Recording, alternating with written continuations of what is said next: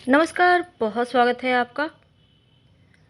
सुपारी तो आपके घर के पूजा स्थान पे होगा। सुपारी के बिना कोई भी पूजा पाठ अनुष्ठान पूर्ण नहीं होता और सुपारी का इस्तेमाल पूजा पाठ में तो होती है, जीवन की परेशानियों को भी समाप्त कर सकता है ये सुपारी। तो नौकरी, व्यापार में तरक्की के लिए, हर तरह की बाधाओं का नाश के लिए आज हम आपको बहुत सारे प्रयोग बताएंगे और ख़ासकर सरकारी नौकरी प्राप्ति के लिए सुपारी का प्रयोग कैसे करें ज़रूर बताएंगे। तो चलिए शुरुआत करते हैं और हाँ, वीडियो के अंत तक बने रहिए। सबसे पहली बात तो जब आप पूजा पाठ करते हैं तो मान लेते हैं कई बार क्या होता है, कहीं आप गए हैं और भगवान की तस्वीर नहीं है आपके पास, तो सुपारी को प्रतिरूप मानकर भी उनकी पूजा कर सकते हैं, ये आपको पता होगा। पूजा पाठ में सुपारी इस्तेमाल करना बहुत शुभ माना गया है क्योंकि सुपारी से आर्थिक समस्या समाप्त होती है, आर्थिक स्थिति बढ़िया होती है। तो चलिए शुरुआत करते हैं सुपारी के उपाय से। अगर आप धन की मुश्किल में फंसे हुए हैं, कर्ज में फंसे हुए हैं, धन आ नहीं रहा, तब आप शनिवार की रात एक छोटा सा प्रयोग कीजिएगा। आपको करना क्या है, आपके आसपास, घर के आसपास जहाँ भी पीपल का पौधा है वहाँ पर चले जाइए। पीपल के पेड़ रात में नहीं, शाम में, शाम यानी जिसमें आप दिया बाती करते हैं ना, उसी समय पीपल के पेड़ के पास प्रणाम करें, थोड़ा सा जल अर्पित कर दें और उसके बाद एक सिक्का और एक सुपारी को पीपल के पेड़ के पास समर्पित कर दें। याद रखिए, सिक्का कोई भी हो सकता है, 1, 5, 10 कोई भी हो, पर सिक्का होना है। और एक साबुत सुपारी, टूटा फूटा हुआ ना हो। अगले दिन सुबह स्नान करने के बाद उसी पीपल के पेड़ के पास जाए और इसके बाद पीपल पर जल अर्पित करें और पीपल के पेड़ के नीचे जो पत्ते गिरे रहते हैं, एक पत्ता उठा लें। याद रखिए, पत्ते तोड़ना नहीं है, पीपल का पत्ता तोड़ना नहीं चाहिए। जो गिरे हुए हैं पत्ते उसी को उठा लें साफ देखकर और इसी पत्ते को धो लें। वहीं पर जो आपने जल लेकर गया, थोड़ा सा जल रख के लेना है आपको और धोकर इस पत्ते पर सुपारी और एक सिक्का जो आपने अर्पित किया है, दोनों को उठाकर रखें।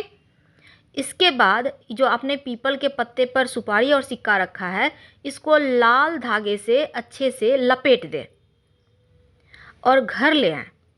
लपेटना वहीं पर है, पीपल के पास। सब कुछ कर लें और लेकर घर चले आएं। भगवान से प्रार्थना करें।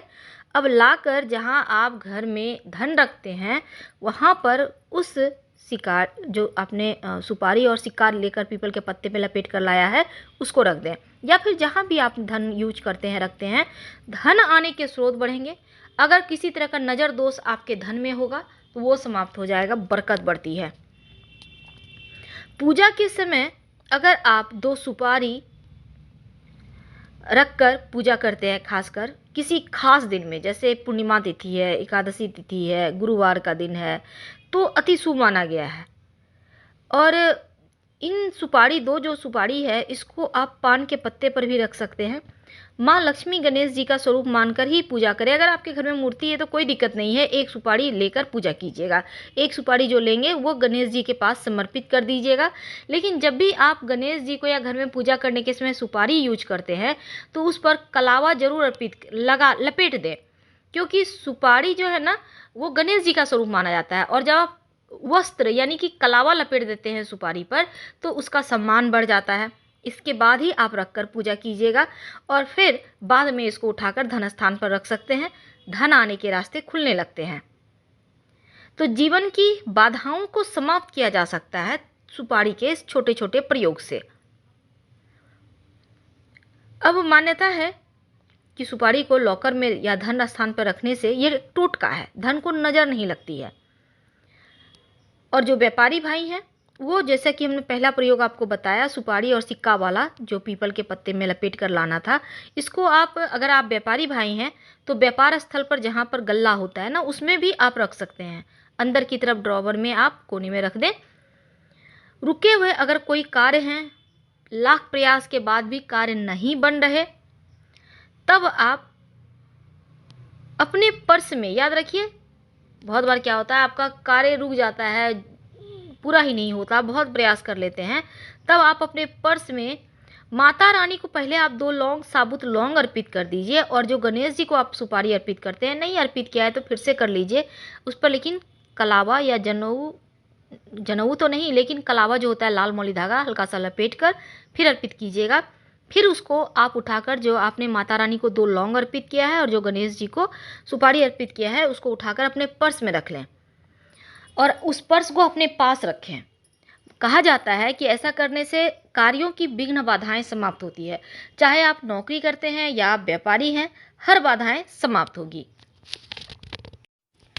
अब आपके घर में कोई बच्चे हैं, विवाह में देरी आ रही है, बाधाएं आ रही है, बार बार विवाह तय नहीं हो पा रहा है, या तय भी हो जाता है तो हो पर नहीं पा रहा, दिन नहीं आप रख पा रहे हैं, बहुत तरह की परेशानी होती है, सही जीवन साथी नहीं मिल रहा।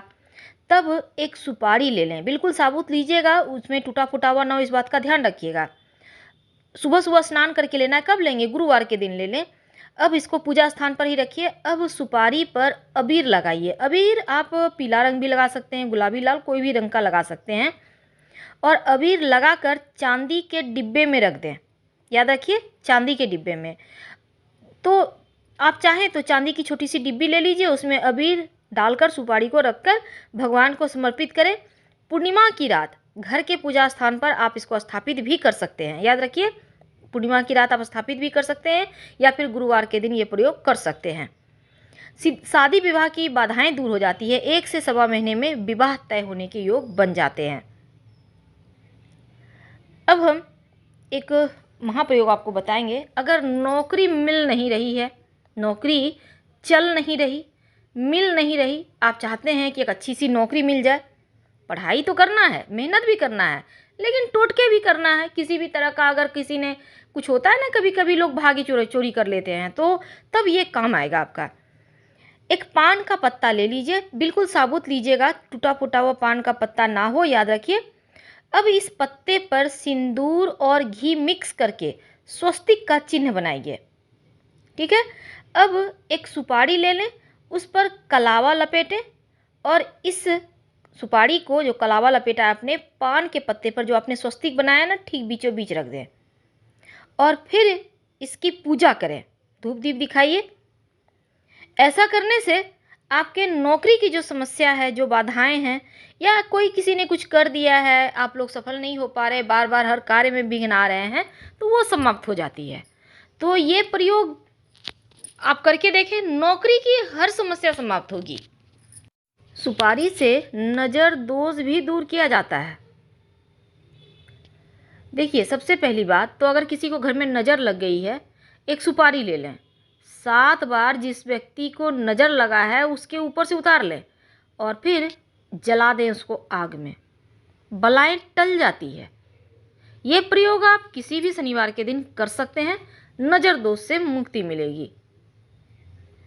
और इस प्रयोग को आप शनिवार, रविवार या मंगलवार, तीनों में से किसी भी दिन कर लीजिएगा।